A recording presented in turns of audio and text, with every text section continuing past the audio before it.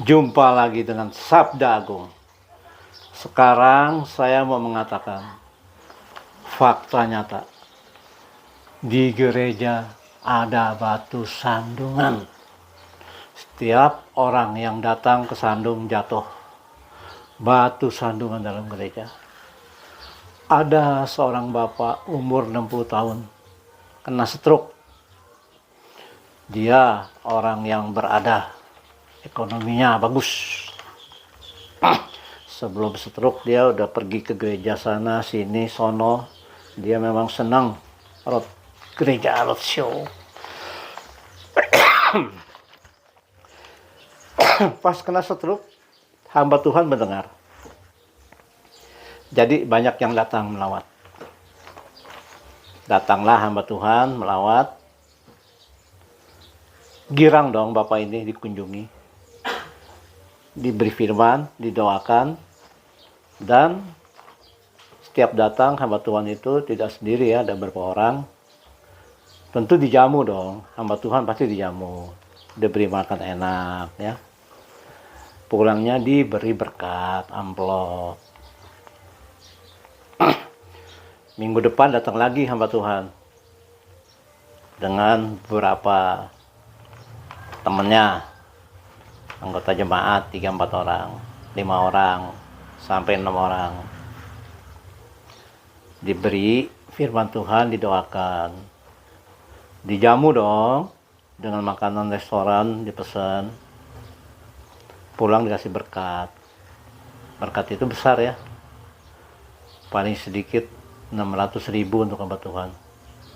Paling besar dikasih 1 juta. Hanya untuk waktu, saya rasa 1 jam dah. Minggu berikutnya datang lagi. Didoakan dan diberi firman Tuhan. Dijamu, kasih berkat. Minggu depan datang lagi. Bapak ini tidak siap. Jadi belum pesan makanan, belum siapin berkat. Jadi dipesan makanan yang dekat-dekat rumah, masakan Padang. Dan bapak ini kebetulan tidak ada uang cash, jadi nggak kasih berkat.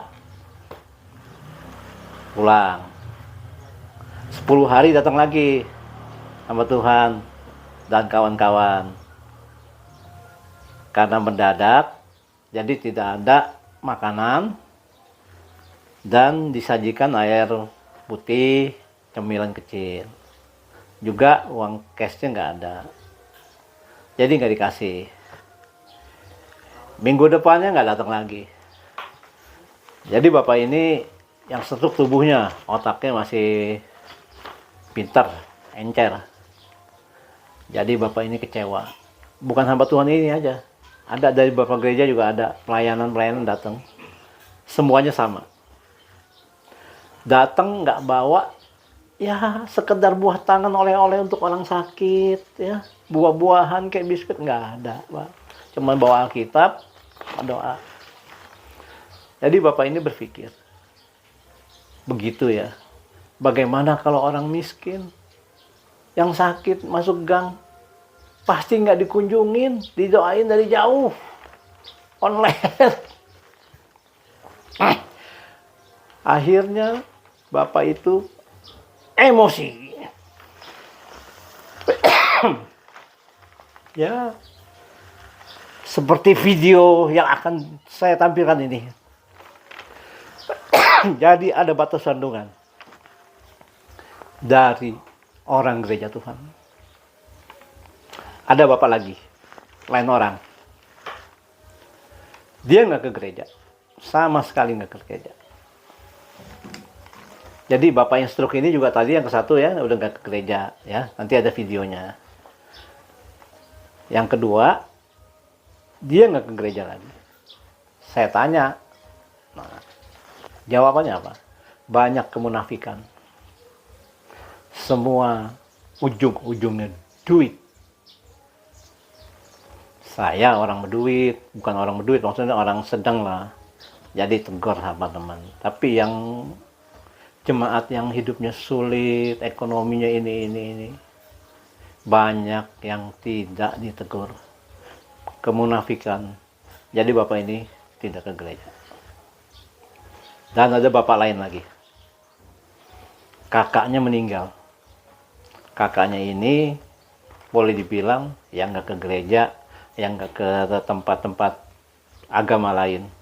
Istilahnya jauh dari agama. Maksudnya bukan jauh dari agama, ya tidak beragama. Agama mungkin di KTP ditulis Kristen atau Buddha atau Islam, nggak ngerti ya. Tapi pada prinsipnya dia enggak, meninggal. Jadi dia minta tolong di gereja dia, ngomong sama pendetanya, kakak saya meninggal, tolong diupacarakan dengan secara Kristen. Jemaat sini bukan, kata pendetanya. Bukan. Ya nggak bisa pak, katanya. Jadi seorang bapak ini yang setiap hari Minggu dan keluarga dan anak yang ke gereja mendengar tidak bisa pendeta melayani pemakaman yang bukan jemaatnya atau yang ya tidak ke gereja, tidak pernah. Saya tanya, itu pendeta pakai aturan Tuhan apa aturan manusia? Kalau aturan Tuhan, tunjukin ayatnya. Orang lagi berduka cita bukan ditolong, tetapi menjadi batu sandungan. Bapak ini tidak ke gereja. Ada lagi seorang ibu di KTP Katolik, menikah, suaminya Kristen. Ya dia lebih nyaman di Kristen lah, di GKI lah ya. Dia ke gereja, sering ketemu saya. Karena teman-teman lama. Wih, bagus. Dia bilang, ya ngobrol. Orangnya baik lah. Dan sudah lama saya tidak lihat lagi di gereja dia. Akhirnya suatu hari ketemu di rumah sakit. Dia nganterin mamahnya, saya nganterin anak saya. Sakit, ngobrol. Masih ke gereja? Enggak. Kenapa? Udah nggak ke gereja. Kenapa? Akhirnya dia cerita.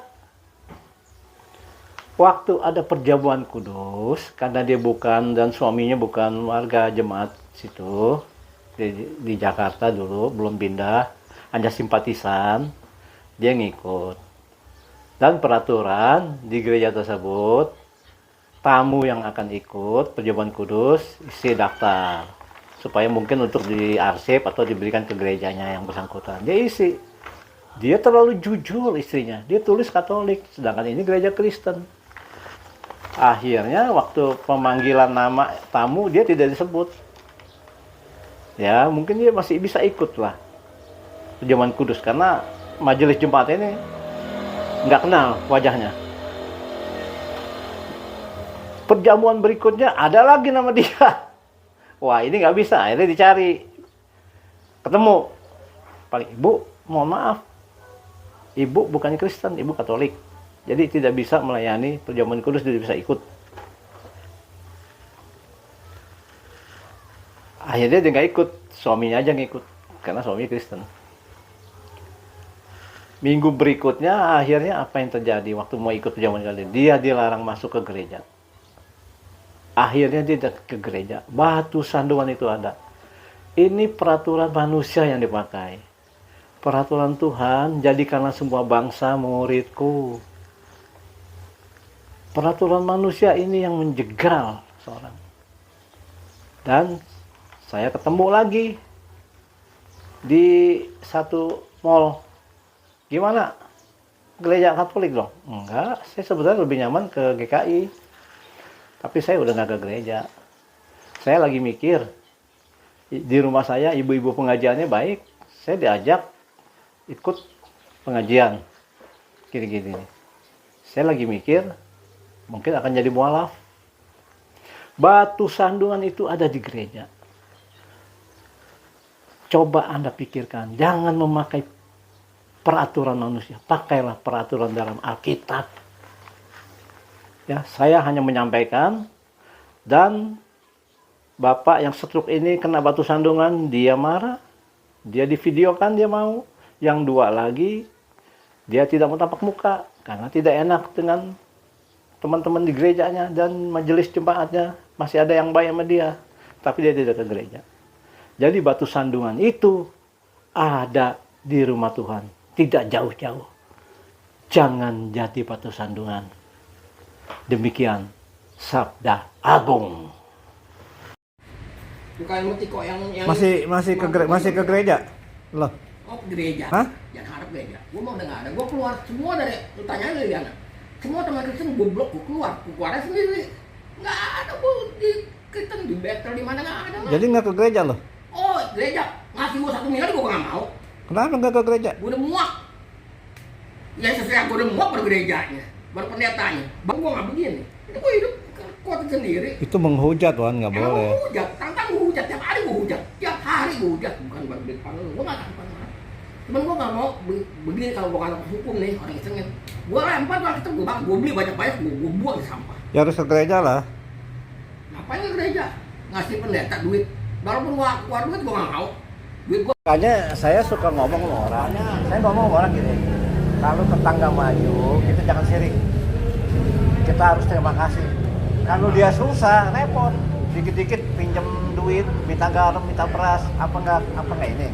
Makanya kalau ada tetangga maju, jangan sirik. Betul nggak? Kita harus bersyukur. Kalau kita mau nolong orang, dan firman Tuhan berkata, jika kamu memberi dengan tangan kanan, janganlah tangan kiri orang. Iya. Jika kamu meminjamkan sesuatu kepada orang lain, janganlah kamu mengharapkan balasannya. Jadi kayak tadi, kalau saya mau pinjam uang, saya pun nggak mau nagih, karena firman Tuhan bilang begitu. Akhirnya apa? Mendingan hilang duit kita 5 juta. Mendingan kita kasih nih, kamu lebih susah kan, saya cuma bisa bantu nih, udah buat kamu nggak usah pinjam. Kayak gitu ya. Mendingan begitu, ibaratnya begitu. Iya. Kan? Belum lagi Ya bagus, yang penting kita ada bantu. kita diskusi, maaf katanya ya. Tiba-tiba ada hal yang didiskusikan, masing-masing punya ego muncul, akhirnya apa? Berantem. Berantem ya. Saya nggak begitu. Yang punya saya, yang setiap saya kasih perpuluhan ya, itu buat dia. Kok perpuluhan juga? Kasih, saya mah nggak pernah. Buat perpuluhan, setiap korektor kita ngasih, setiap Terus ada apa. begitu meninggal kan kok bilang datanya ke majelisnya. Ya pertama sama majelis. Majelis bilang apa? Majelis bilang kok nggak bisa. Alasannya? Alasannya kan umatnya di sini, bukan anggota di sini. Nah, di situ saya kesel itu. Itu peraturan manusia, peraturan Tuhan, itu peraturan yang bikin. manusia itu. Iya. Iya. Akhirnya suruh siapa? Kalau saya mah Akhirnya suruh siapa? begini, saya belum masuk ngomong. Akhirnya saya tuh ya nggak banyak ngomong. Akhirnya tujuannya tuh saya tuh kesel. Iyalah. Kesel. Kita lagi duka cita. Saya tukar pikiran sama yang lain, sama ketua lah. Iya. Ketua. Akhirnya ada ketua yang ikut omongan saya. Nah. Akhirnya dia nyusulin juga. Ya akhirnya sih diurusin juga sih. Iya. Diurusin juga. Cuma jadi berdebat dulu. Cuma akhirnya narik kurap dulu. Narik kurap. Jangan begitu lah, ya nggak? Orang lagi duka cita tuh ditolong. Kita lagi duka cita.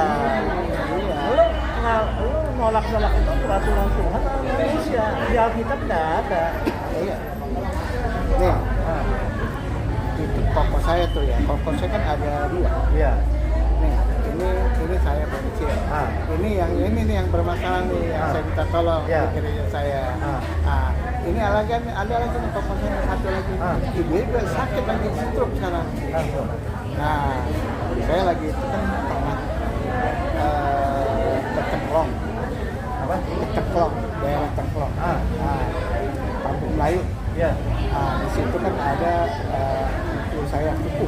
Kuku saya kan lewat meninggal, adiknya mama yang kecil. Dia udah terakhir itu. Ada mama yang kecil. Terus saya datang ya ngelawat sana ya.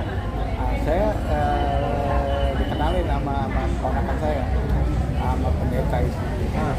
Itu pendeta kelihatannya tuh dia mencari data ya.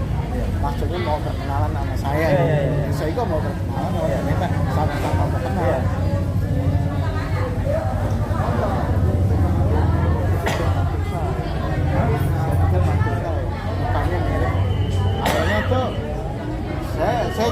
gini.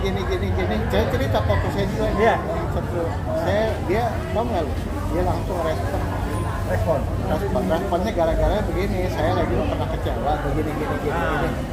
Dia bilang, oh di gereja kami sih nggak begitu gitu. Iya. Nah, nanti kalau ada apa-apa pokoknya hubungin saya. Betul, itu benar. Nggak usah bayar apapun. Nah, tapi nanti pelayanannya dia. Nanti orang-orang dia juga datang. Tapi yang namanya kuburnya di mana ya terserah ini lah. Tapi nanti dia layani. Ya kalau kubur di mana kan kita mesti beli dong tanahnya kan. Dia mau loh. Ada pendeta yang benar, pendeta yang salah. Iya. Mertua saya nggak pernah ke gereja, tapi kadang-kadang dia nyumbang karena sebelahnya gereja. Bagus. Terus dia ngobrol sama pendetanya. Dia ngomong mertua saya, kalau gua mati, lo yang upacarin gua ya. Kata, dia ngomong ke pendetanya. Terus dia meninggal. Kita nggak ingat kan, dia ngomong gitu nggak dengar kan, nggak ada saksi. Kita hubungin ke Jabar Agung. Udah datang Jabar Agung kirim ambulan, pendetanya datang. Siapa yang meninggal? Oh, kamu udah ngomong sama saya, udah kasih wasiat, saya yang kuburin. Murah kok. Cuma 10 juta. Seperti anak-anak kremasi, murah. Itu benar tuh. Dia belum dibaptis, Cuma jarang. belum dibaptis. Jarang. Sama tokoh saya juga. Saya bilang, bukan pendeta, bukan soal baptis nggak baptis. Ingat nggak waktu Yesus disalib? Di sebelahnya 2 penjahat. Iya. Yang satu lagi menghujat, yang satu lagi enggak. Dia bilang, saya ingat Tuhan Yesus, ingat saya kalau ada di surga. Tuhan Yesus bilang, hari ini juga engkau bersama aku di surga. Dia nggak dibaptis tuh. Penjahat. Nah, penjahat. Langsung baru kenal itu. Orang lain-lain lah.